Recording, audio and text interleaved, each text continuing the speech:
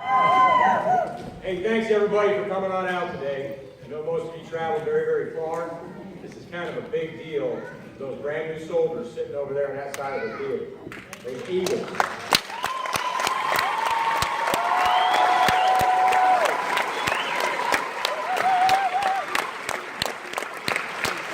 I know it means a lot to them, and I know it means a whole lot to you too as well. But hey, before I get started on my speech, I just want to recognize a couple groups of folks that kind of made today possible. The first one's my veterans. Do I have any World War II veterans out there in the audience? If I do, please stand up. Any Korean War veterans out in the audience? Please stand up. Any Vietnam War veterans in the audience? Please. Thank you.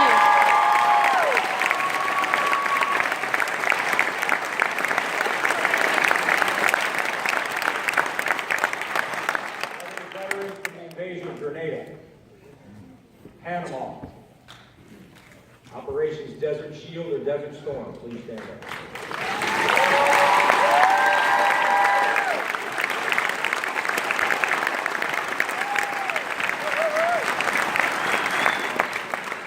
Any veterans from peacekeeping operations in the 90s, Bosnia, Herzegovina, Kosovo, Macedonia, please stand up.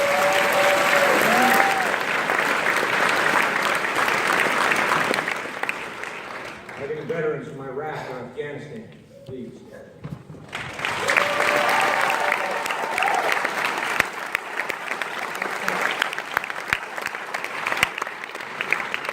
Last but definitely not least, the veterans in the room who served between the wars to keep our country safe, please. Stand by.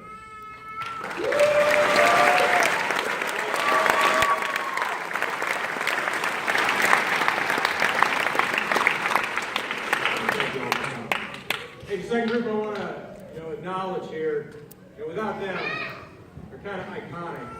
There would be no basic combat training. Those folks are the drill sergeants. Everybody knows what a drill sergeant does, right? Y'all see Full Metal Jacket.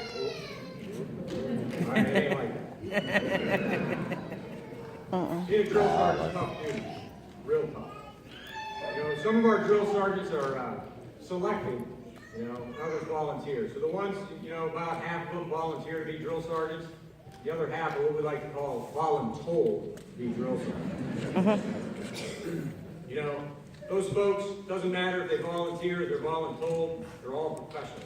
They all do the job exactly the same. We're glad to have every single one. Once they get selected, they go on down to Fort Jackson, South Carolina, and they go through, a couple of months of training. It's sort of like going through basic training all over again. They live in barracks, march the child. They learn how to teach all those classes that they pass on to their loved ones eventually. And after a couple of months of training, then they kind of starburst out and they go to wherever basic training is. Some of them go to Fort Benning, Georgia. Some stay at Fort Jackson. Some go to Fort Sill, Oklahoma, and others come here to Fort Leonard, Missouri. Once they arrive there on station, they got to go through another series of certifications and training events to make sure that they're ready to, quote unquote, walk the trail. Once they do that, then they're ready. They get distributed amongst their companies and signed and so forth, and they go to work. Now, drill sergeant's day is a long one. It's a tough one. Particularly during the first, 3 or 4 weeks of basic training, what we like to call red phase, particularly tough, and the hours are particularly demanding. So drill sergeant's day during red phase is something like, most of them live off post with their families, so they wake up in the morning about 3 a.m., 3:30 a.m. Their spouses and their kids are still in bed sleeping. They get up, they go to work, go to the front gate, get their ID cards checked, and drive on post. Then they check into the company. Then there's a drill sergeant sitting there who's been pulling a 24-hour shift. Because we always have one drill sergeant on duty at all times. No sleep. They ask that drill sergeant to charge of quarters, a CQ, anything that occurred the evening before. They back brief them, yes, no, otherwise. They sit down and they talk about the duty notes amongst all themselves. They talk about the training event for the day, the uniform, transportation, chow schedules, and so forth to make sure that they're all straight. Once they are, put their game face on, and then go upstairs and gently wake your loved one up in the morning. You get them out of bed, you get them outside, and do some PT. get them back up, get them changed, get them down for some morning chow over in our dining facility, or the DFAC as it's known. Then they head out for training for the day, whether that's field training exercise, or an obstacle course, or rifle range, or whatever it happens to be. Whatever it is, the drill sergeant's out there all day long. In the summertime, if they're out on a hot firing range, it's 97 degrees out with 100% humidity. You know, your loved one's out there shooting for an hour or two, and then we take them off the line, put them in the shade, or put them in a cool building where they drink water and kind of cool down. The drill sergeant's out there all day long, walking the line, training, one group after another. If they're in a field training exercise, and your loved one's out there sleeping in the dirt, on the ground, under a poncho while it's raining on them, covered in camel paint and dirt, the drill sergeant's there, sleeping next to him in the dirt, under a poncho, getting rained on too. When they're out there on a foot march in full combat equipment for 10 miles, with 40 or 50 pounds of equipment on their backs, the drill sergeant's marching right next to them, 40 or 50 pounds of equipment on their back too. They don't get any breaks. At the end of training day, they come back and get their evening chow in. Then they got drill sergeant time after chow, where they teach them some more classes for an hour or two. And after that, they let your loved ones have their personal time for about an hour every evening. Some personal hygiene, write some letters home. And then the drill sergeant makes sure that they supervise them there for lights out around 9 p.m. After that, the drill sergeants all go downstairs, check with the next charge of orders, who gets to pull the 24-hour shift with no sleep. Make sure everything's straight for the next day, and they go home. They get home about 10 or 11 o'clock at night. They find their spouse and their kids still sleeping, just like they left them the morning before. They crawl into bed and get their 4 or 5 hours of sleep, start all over again the next day. They work 6 or 7 days a week. Sometimes they pull those 24-hour shifts. And ladies and gentlemen, they do this day in and day out, week in and week out, for months on end. And while your loved one goes through basic combat training for 10 long weeks, my drill sergeants do this for 2 long years. So ladies and gentlemen, please, a round of applause for my drill sergeants.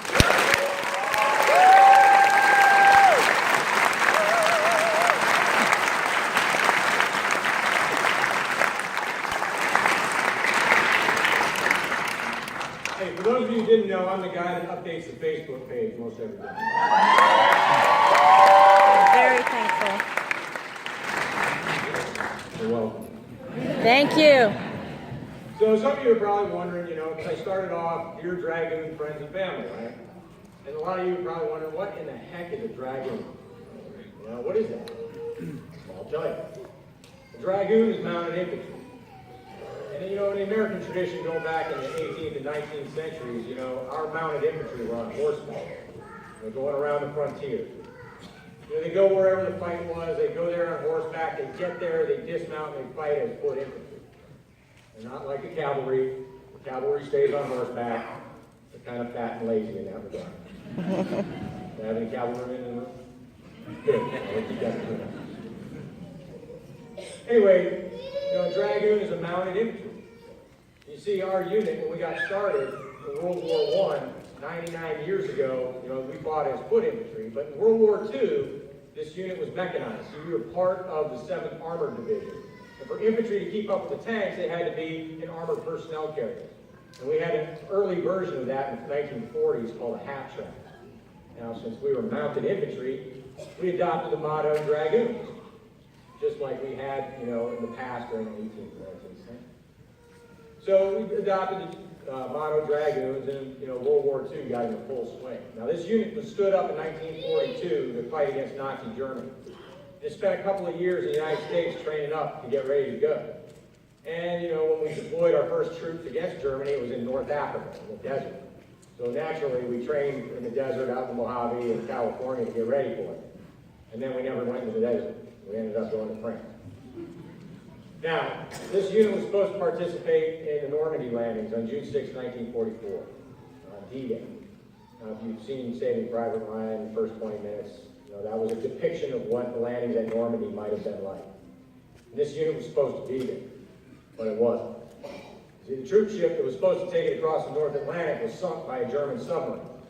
and all hands were on. So the next available ship was taken in, and it was the Queen Mary. And the Queen Mary was a luxury cruise liner before the war.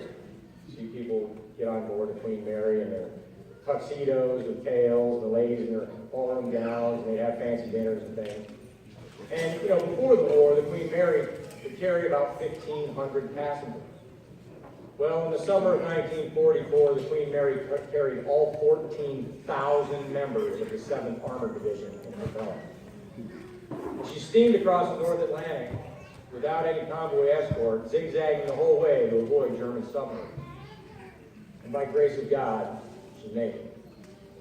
In August of 1944, the 7th Armored Division disembarked in western France and fought its way through hedgerow country.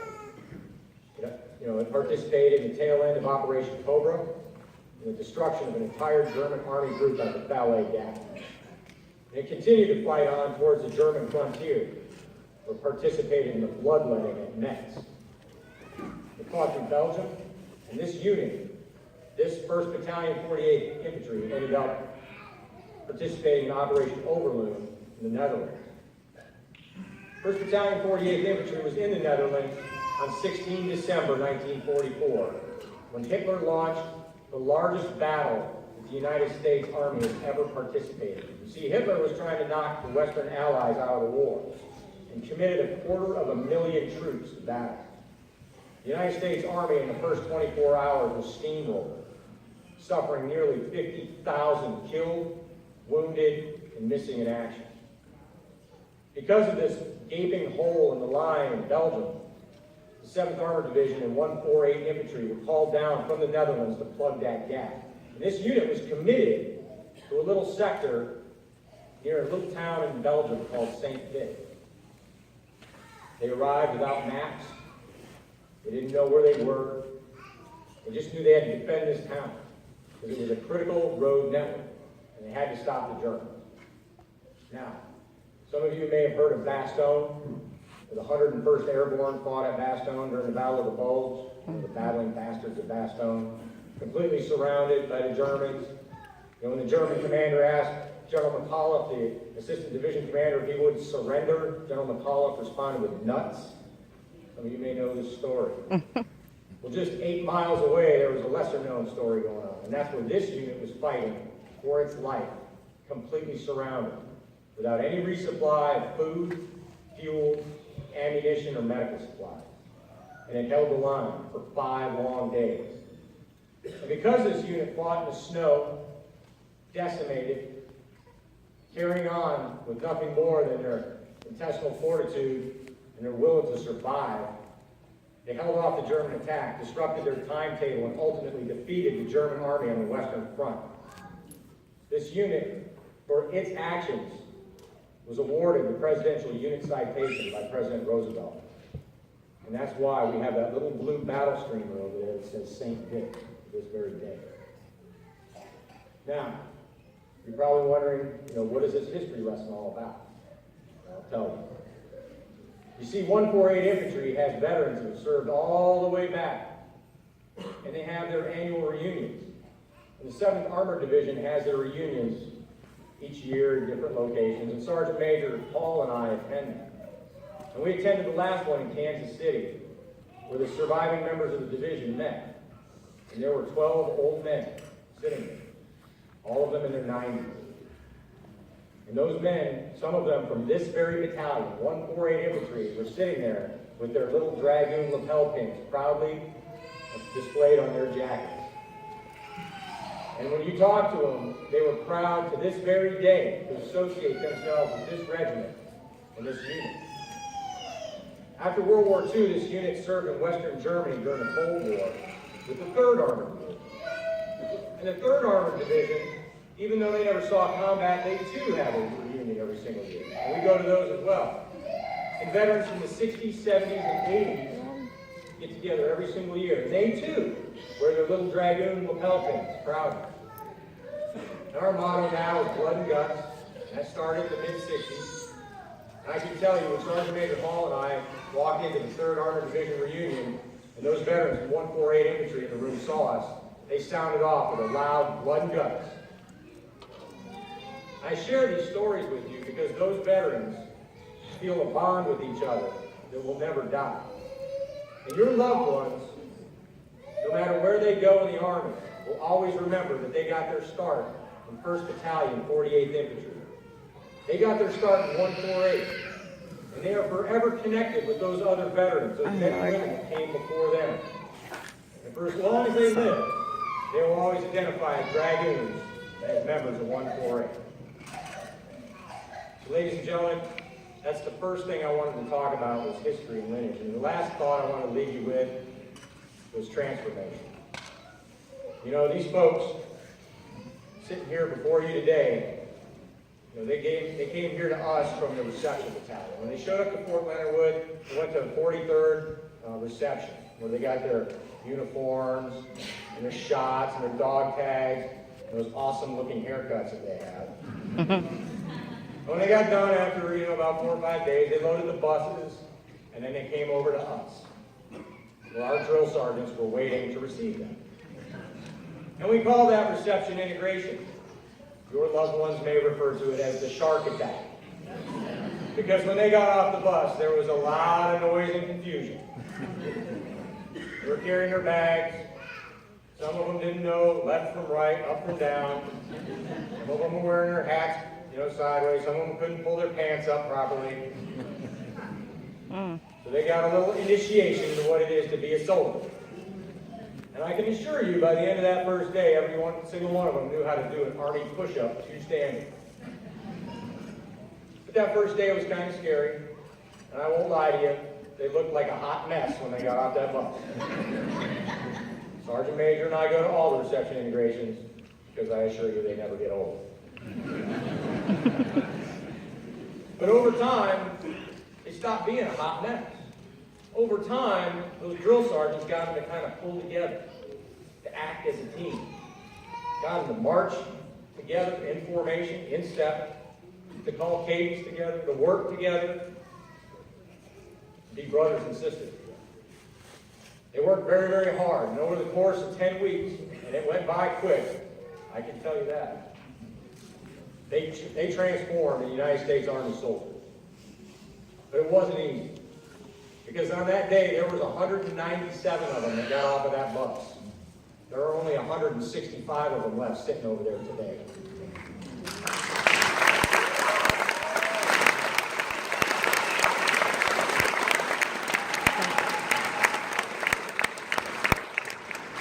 This isn't like elementary school soccer where everybody gets a participation prize. They got to earn it. And they did. Through blood, sweat, tears. Let me tell you, a lot of tears. They sucked it up. And they worked hard. And they reached down deep inside of themselves and have done something that they've never done before. For some of them, it was mental. Some of them, it was physical. Maybe for some, it was both. But they pulled through, and they accomplished something that less than 0.5% of Americans will ever do.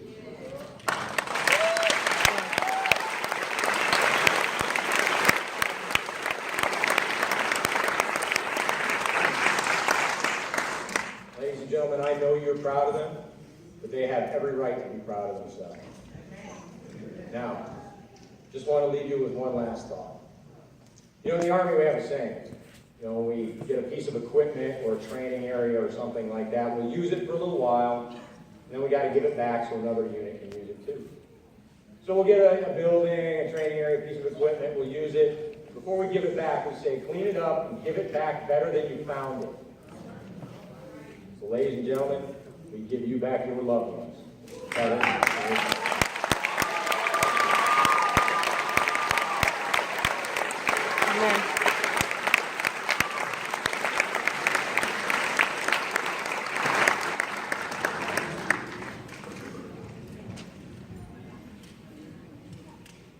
Specialist Foray will now lead the company in reciting the Soldier's Creed. Soldiers of Echo Company, on your feet.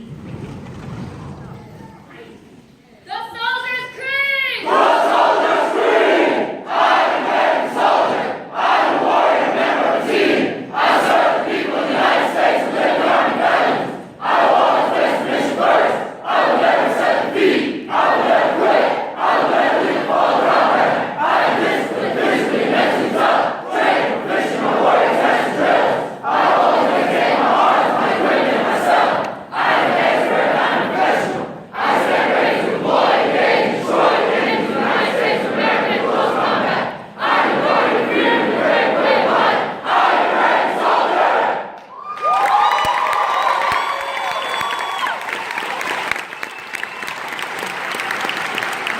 Ladies and gentlemen, please rise for the playing of the 48th Infantry Regimental Song and the Army Song.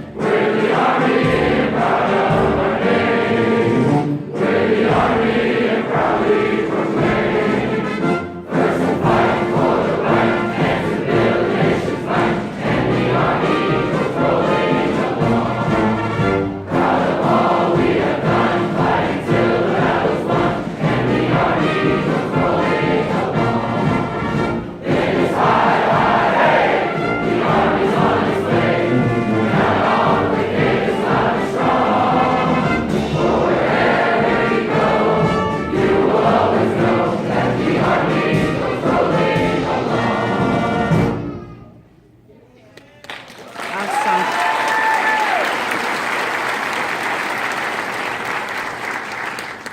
We thank you for being with us today. This concludes Echo Company graduation ceremony. The awardees will be up front for a few moments if you wish to congratulate them on their accomplishments.